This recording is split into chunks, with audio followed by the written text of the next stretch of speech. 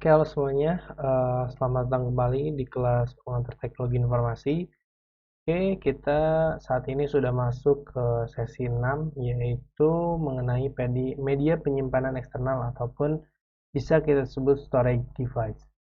Oke, selanjutnya kita masuk aja. Oke, nah penyimpanan eksternal ya. Terus ada media penyimpanan nantinya. Kita akan bahas dulu penyimpanan eksternal. Oke, penyimpanan eksternal adalah piranti yang dapat menyimpan data secara permanen ya. Dengan adanya penyimpanan eksternal data tidak akan hilang ketika komputer dimatikan. Ya, jadi apa bedanya penyimpanan eksternal sama penyimpanan internal nanti akan kita jelaskan. Nah, selanjutnya seiring berkembang zaman, maka teknologi juga semakin maju dan berkembang. Kali ini berimbas pada media penyimpanan data yang terus berevolusi dari masa ke masa. Ya. Dari mulai zamannya nanti ada penyimpanan pada zaman dulu yang dimana saya pun belum lahir gitu ya. Nah, kita akan belajar mengetahui apa aja sih tempat penyimpanan eksternal yang ada pada zaman dulu. Nah, lalu di sini ada media penyimpanan. Nah, media penyimpanan storage merupakan media yang atau informasi dalam bentuk informasi biner. Ya.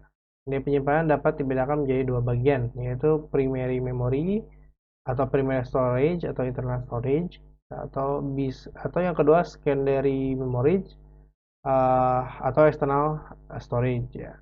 Jadi primary memory atau internal storage itu yaitu primary memory ya, di mana tempat kita untuk menyimpan gitu. Nah, di sini ada penyimpanan primer ya. Penyimpanan primer atau primary storage itu merupakan perangkat penyimpan data pada RAM atau random access memory, di mana data dan instruksi sementara digunakan oleh mikroprosesor komputer ya. Penyimpanan primer dianggap sebagai bentuk penyimpanan volatil ya, yang berarti bahwa data dan instruksi hilang saat komputer dimatikan. Jadi penyimpanan utama dalam komputer kita itu sebenarnya bukan hard disk, teman-teman. Jadi ada yang namanya RAM dan ROM. Nah, random access memory dan read only memory. Oke. Nah, jadi kalau misalnya RAM itu adalah penyimpanan sementara gitu. Kalau misalnya komputer dimatikan, ya otomatis cache dan semuanya itu bakal hilang gitu ya. Oke. Nah, selanjutnya ada penyimpanan kedua atau sekunder. Secondary storage, yaitu merupakan perangkat penyimpanan yang dirancang untuk menyimpan data dan instruksi program dalam bentuk yang relatif permanen gitu ya. Nah, penyimpanan sekunder ini dianggap sebagai bentuk non volatil yang dimana bahwa data yang disimpan dan instruksi tetap tersimpan saat komputer dimatikan. Jadi ketika kita mematikan komputer, ketika menyalakan lagi akan ada data kita tersebut di dalam sebuah komputer. Contohnya ada hard disk ya, di sana ada flash disk dan lain sebagainya. Nah, kalau misalnya dalam sebuah komputer yang ditanam tentunya itu ada hard disk ya, teman-teman. Ya, selanjutnya di sini jenis-jenis penyimpanan sekunder berdasarkan penguasaan zaman ya. Apa aja sih penyimpanan eksternal ya pada zaman dahulu kala gitu.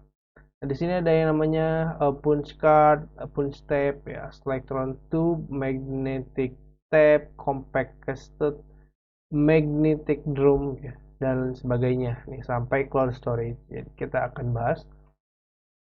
Yang pertama ini ada punch card, yaitu selembar kertas kaku yang berisi baik perintah untuk mengendalikan mesin otomatis atau data untuk aplikasi pengolahan data. Kedua perintah dan data diwakili oleh ada atau tidak adanya lubang posisi yang telah ditentukan.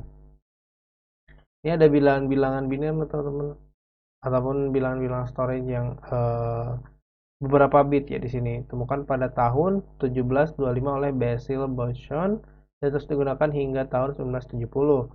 Saat ini memiliki 90 kolom dan jumlah data yang bisa disimpan proses di dalam media penyimpanan itu sangatlah kecil ya. Tentunya ini adalah penyimpanan pertama nih teman ya. Nah, itu fungsi utama media ini bukan untuk menyimpan informasi atau data untuk manusia, melainkan untuk menyimpan pengaturan setting aja untuk mesin yang berbeda. Tuh, jadi ini untuk pengaturan mesin aja. Tentunya memang sangat terbatas. Ini ada punch tape nih. Ini sepertinya sama ya, ngomongnya seperti ini. Yang digunakan untuk mesin faksimili dan mesin telegram. Tahun 1846 ini bernama Alexander Bain. Setiap baris tape menampilkan satu karakter nih. Tapi karena kita bisa melipatnya dengan mudah, maka media ini dapat menyimpan data lebih dari pada punch card. Selanjutnya ada selectron tube. Ini udah mulai gini ya bentuknya. Pada tahun 1946, RCA mulai menggunakan selectron tube yang merupakan awal format memori komputer. Udah mulai berbentuk memori ya. Perangkat ini berukuran 10 inci dan dapat menyimpan data sebanyak 4096 bits. Nah, itu berapa tuh? 4 karakter ya. Tapi harga satu sebuah Selectron Tube ini sangatlah mahal dan umurnya pun sangat pendek di pasaran. Ini ada magnetic tape. Kemudian penyimpan ini digunakan pertama kali oleh IBM. Sebuah roll magnetic tape dapat menyimpan data secara dengan 10.000 punch card. Fenomena ini membuat magnetic tape menjadi sangat populer. Ya. Nah, ini ada kaset ya. Yang kita sebut kaset biasanya dulu itu diputar di radio-radio. Nah, compact kaset ini merupakan salah satu bagian dari magnetic tape ya teman-teman. Yang dalamnya ada magnetic tape tuh. Miripnya ini dikenal oleh Philips pada tahun 1963. Namun tidak sampai tahun 1997 menjadi populer komputer-komputer seperti ZX Spectrum, Commodore 64, dan Amstrad CPC menggunakan compact cassette atau yang lebih disebut dengan kaset ini untuk menyimpan data. Nah, dulu kan kita nggak tahu nih untuk memutar lagu ataupun hal sebagainya kita nggak tahu ya tempat penyimpanan ya kita tahunya itu kaset. Nah, oke, selanjutnya ada magnetic drum memiliki panjang sekitar 16 inci yang bekerja 12.500 putaran per menit atau 12.500 RPM ya. Menjadi media penyimpanan jenis ini digunakan sekitar 1950 sampai 1960-an. Ini digunakan untuk menunjang komputer IBM 650 yang dilengkapi sekitar 10.000 karakter dari memori utama. Ya, ini pokoknya kalau misalnya dulu-dulu itu pastinya komputernya sangat besar ya, dan juga pastinya hardware-hardware di dalamnya juga sangat besar. Nah, ini udah mulai masuk ke disket. Nah, dulu um, saya ya mungkin ini kealaman oleh saya gitu untuk disket ini. Namun saya juga masih uh, zaman SMP atau kapan gitu ya untuk disket ini. Mungkin teman-teman belum pernah melihat floppy disk ataupun disket ini. Oke, disket ini dibuatkan pada tahun 1999 ya. Saat itu media ini hanya bisa membaca saja atau istilahnya read only. Jadi nggak bisa ngemodif suatu data. Juga ketika data tersimpan, data tidak lagi bisa dimodifikasi ataupun dihapus ya. Ukuran media ini hanya 8 inci dan hanya dapat menyimpan data sekitar 80 kilobyte. Ya kan? Nah, 4 tahun kemudian floppy disk yang baru muncul dan dapat menyimpan data sebanyak 256 kilobyte ya. Dulu lumayan lah untuk save gitu. Nah, untuk dapat menggunakan disket, kita perlu disk drive. Jadi disk drive ini bukan CD-ROM atau DVD-ROM, itu bentuknya beda sih. Kalau misalnya di PC-PC jadul itu biasanya masih ada. Nah, read berarti data dipesankan oleh magnet-magnet dalam disk yang diubah menjadi signal elektronik ya. Dalamnya lalu disalurkan ke tempat penyimpanan utama dalam komputer. Write berarti informasi elektronik diproses oleh komputer dengan merekam secara magnetik ke dalam disk ini. Oke. Nah, pertama sebuah disket dimasukkan ya ke dalam sebuah uh, drive ataupun uh, bagian dari floppy drive ya. Terus bekerja di depan kumpulan Pokoknya ini tata cara untuk memasukkan disket ya. Teman-teman bisa cek aja di YouTube how to ya proses disket gitu. Untuk pembelajaran aja. Skip. Nah, selanjutnya di sini ada zip disk, adalah contoh alternatif penyimpan disket yang berproses lebih besar ya. Diproduksi oleh Megacorp zip disk ya. Kita coba cek di sini. Nah, coba cek zip disk. Nah, zip disk ini seperti ini nih teman-teman. Ya, ini lebih tebal sih dari disket gitu. Teman-teman bisa cek juga.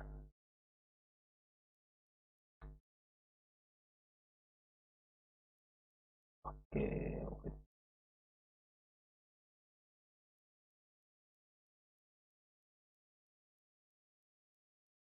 oke, selanjutnya masuk ke hard drive ya. Ini merupakan hard disk drive yang pertama kali dibuat, teman-teman.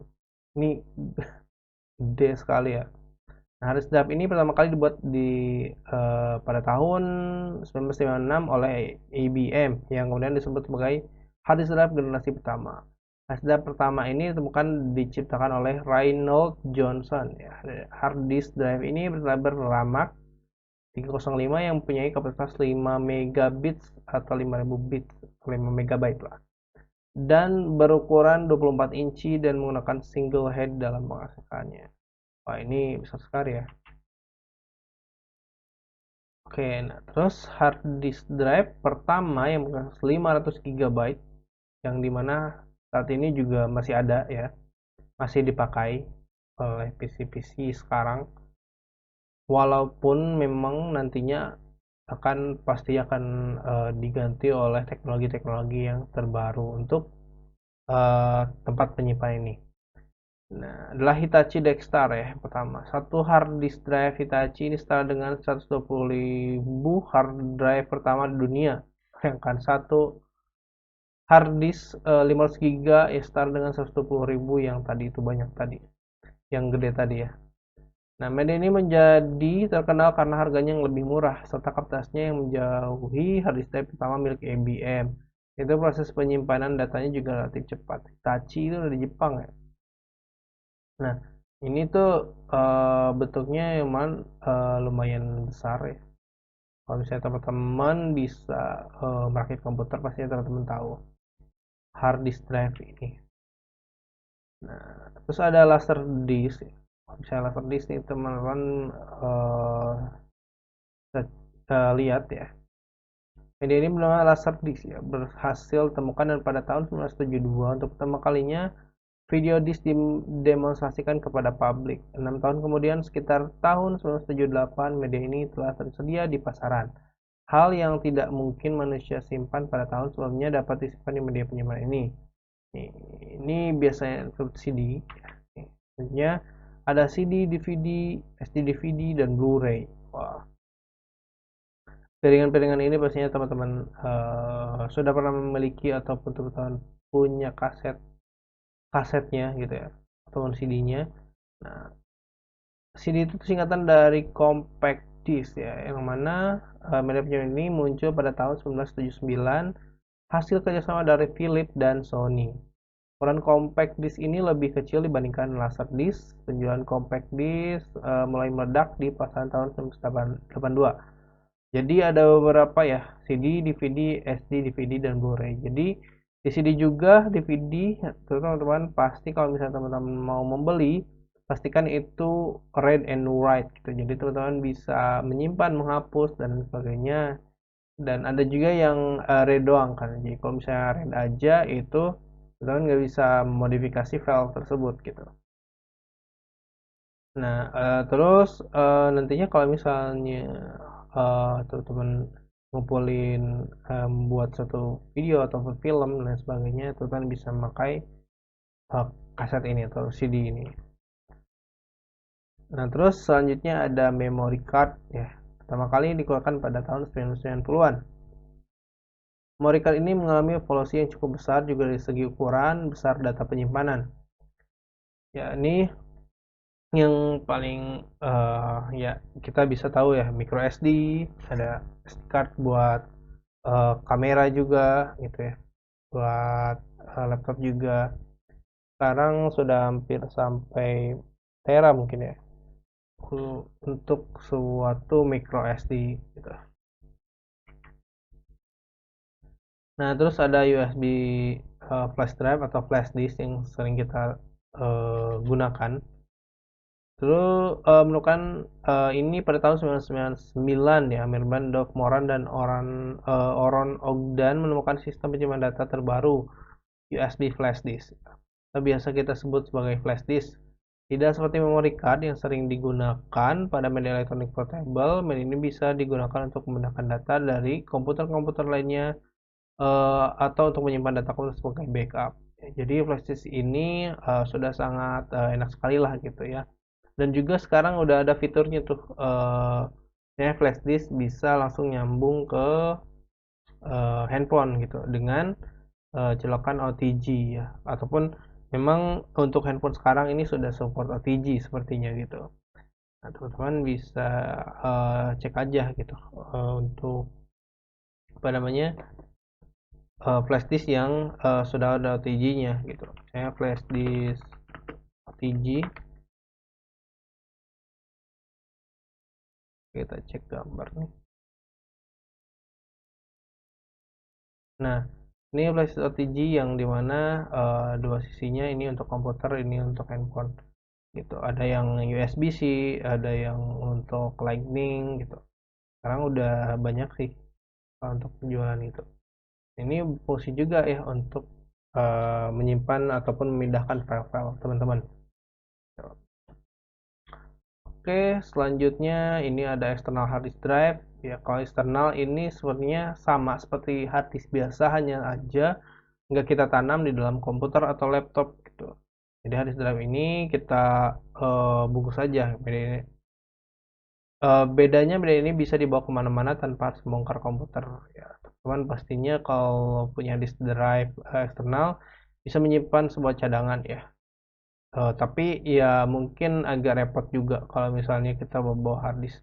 Tapi kalau misalnya kita bawa-bawa uh, penyimpanan ataupun kita mau pakai OS yang ada di hard disk, misalnya ada Linux atau lain sebagainya, yang dimana kita nggak bisa install di namanya di komputer kita gitu. Kita bisa bawa-bawa hard disk tersebut. Walaupun di flash disk sekarang juga udah bisa. Kalau misalnya teman-teman mau installin apa namanya Hirens boot, lalu mau install OS atau Linux nantinya bisa langsung colok eh, apa flash disk aja gitu. Itu lebih mudah. Kalau hard disk ini lebih ke penyimpanan aja sih yang memang ukurannya besar gitu ya. Oke, selanjutnya ini ada SSD. Nah, SSD ini ukurannya teman-teman lebih kecil dan saya juga sudah pastinya sekarang untuk laptop sekarang ini yang terbaru pastinya sudah memakai SSD ya. Jadi sudah terdengar lah di kepala kita gitu. Nah, di sini apalagi kehadiran platform ultrabook yang kian populer ya, yang dimana prioritas SSD sebagai media penyimpanan.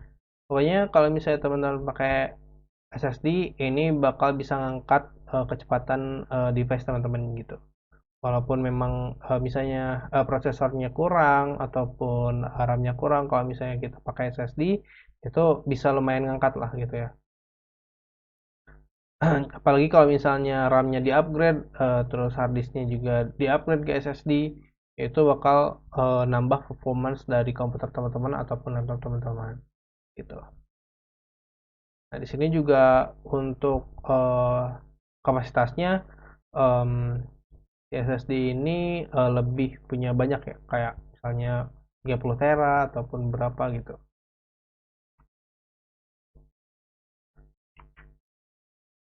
Oke, nah selanjutnya kita masuk ke cold storage. Nah, sekarang zamannya era cold storage gitu. Walaupun memang di flash disk, hard disk itu masih pastinya masih dibutuhkan di dalam sebuah device kita. eh, Tentunya untuk cloud storage ini adalah media penyimpanan online ya, di mana dapat menyimpan data pada server virtual yang tersedia. Dengan adanya cloud storage, kita tidak perlu lagi menyimpan data pada hard disk drive, CD ataupun hardware lainnya. Ya, jadi kita bisa kita bisa tarik data ataupun upload data ke sebuah cloud storage. Yang dimana kekurangannya itu kalau misalnya nggak ada internetnya, kita nggak akan nyambung ke cloud storage ini gitu. Jadi ini berlaku untuk ketika kita ada akses internet gitu ya. Kalau misalnya nggak ada ya kita pakainya flash disk, hard disk dan sebagainya gitu ya. Dan untuk cloud storage ini contohnya Google Drive ya teman-teman, pastinya punya. Kalau misalnya yang free itu sekitar 15 giga ya teman-teman. Kalau misalnya mau lebih ya teman-teman upgrade. Kalau ini teman-teman pastinya punya email kampus masing-masing yang dimana dalamnya udah ada fitur Google Drive. Nah, untuk email kampus ini kalau nggak salah itu nggak ada batas ya, unlimited. Jadi teman-teman bisa pakai untuk menyimpan tugas teman-teman, menyimpan tugas dosen dan sebagainya di email tersebut. Jangan pakai hal-hal yang macam-macam aja gitu. Nantinya bisa keblok ya. Oke, nah itu dia teman-teman untuk materi kali ini tentang storage device, yang dimana kita mengenal beberapa perangkat storage device dari zaman ke zaman gitu. Sekarang eranya cloud storage ya. Teman-teman bisa pakai Google Drive untuk menyimpan gitu. Ya, teman-teman harus siapkan internet aja untuk cold storage ini. Oke, teman-teman, terima kasih telah menonton video ini. Sampai jumpa di video selanjutnya.